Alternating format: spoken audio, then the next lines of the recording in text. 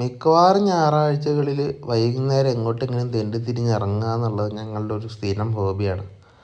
ആ ഒരു ഗേറ്റട കണ്ടില്ലേ, അത് എവിടെ പോയാലും സ്ഥിരമായിട്ട് കിട്ടുന്നതാണ്. മിക്ക യാത്രകളുടെയും തുടക്കം ആ ഗേറ്റട കിട്ടിക്കൊണ്ടായിരിക്കും. ആ റെയിൽവേ ക്രോസ് ചെയ്യാതെ ഞങ്ങളുടെ വീടിൻ്റെ ഭാഗത്തേക്ക് ഒരു എൻട്രി ഇല്ല. ഗേറ്റട ജീവിതത്തിൻ്റെ ഒരു ഭാഗമായി കഴിഞ്ഞിരിക്കുന്നു. വെറുതെ കറങ്ങി തിരിഞ്ഞിറങ്ങിയതാണെങ്കിലും ഗേറ്റട കിട്ടുമ്പോൾ ഒരു അസ്വസ്ഥത തന്നെയാണ്. വണ്ടി ഓടിച്ച് പോകുന്ന വഴിക്ക് എങ്ങോട്ട് പോകാൻ തോന്നുന്നു അതാണ് നമ്മുടെ ഡെസ്റ്റിനേഷൻ. എറണാകുളത്തേക്ക് പോകാനാണ് തോന്നിയത്. അതുകൊണ്ട് ഇന്നത്തെ ഡെസ്റ്റിനേഷൻ ബ്രോഡ്വേ ആണെന്ന് തീരുമാനിച്ചു.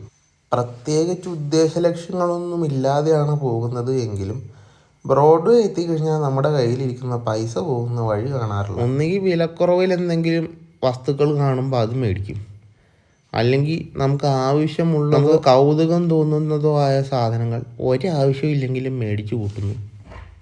പോകുന്ന വഴിക്കുള്ള ഈ ചായക്കടയിൽ കയറി മിക്കവാറും ചായ കുടിക്കാറുള്ളതാണ്. വരുന്ന ആൾക്കാരെ എൻഗേജ് ചെയ്യിക്കാൻ ഇവിടെ ചെസ്സ് കളിക്കുന്ന സെറ്റപ്പൊക്കെ ഇവിടെ ഉണ്ട്. ഞങ്ങളിവിടെ ഇരുന്ന് ചെസ്സൊക്കെ കളിക്കാറുള്ളതാണ്. ഇത്തവണ എന്തായാലും ഇവിടെ നിന്ന് ചെസ്സ് കളിക്കാനൊന്നും നിന്നില്ല കേട്ടോ. നേരെ ബ്രോഡ്വേയിലേക്ക്. ഈ കാണുന്ന വിധം തിരക്ക് ഇവിടെ ഉണ്ട് കേട്ടോ.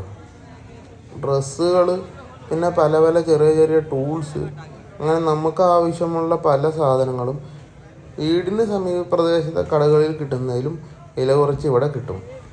അതൊരു ഉപകാരമാണോ എന്ന് ചോദിച്ചാൽ ഉപകാരമാണ്.